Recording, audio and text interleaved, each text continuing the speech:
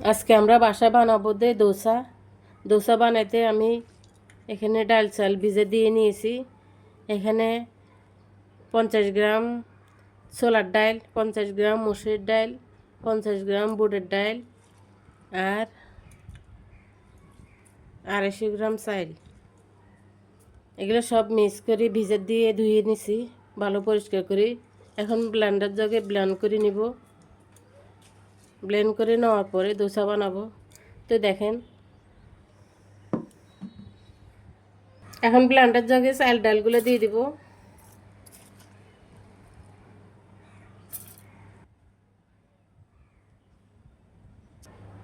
Blend করা হয়ে গেছে।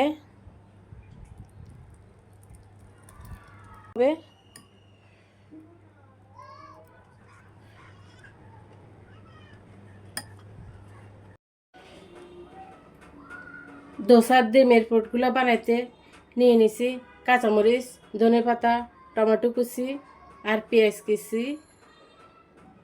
কুচি সাথে দিয়েছি 2টা ডিম।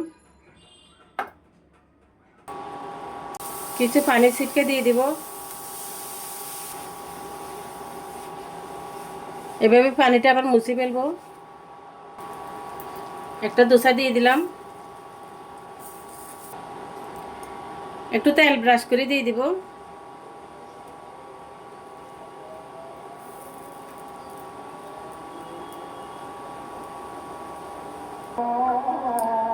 দোসাটা হয়ে গেছে। এখন ডিমের মিশ্রণটা দিয়ে দিব।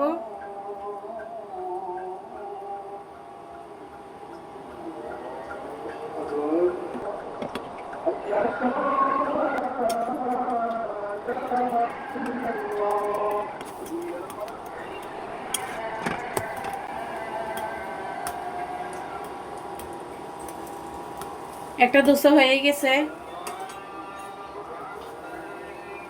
সবগুলো দোসা এভাবে বানিয়ে নিব। আর একটা দোসা বানাবো।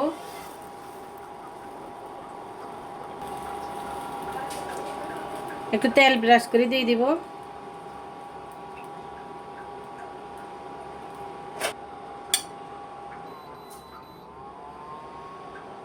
তো কেমন লাগলো দোসাগুলা? ভালো লাগলে একটা লাইক কমেন্ট শেয়ার দিয়ে আমার পাশে থাকবেন। সবাই ভালো থাকবেন, সুস্থ থাকবেন। আল্লাহ হাফেজ।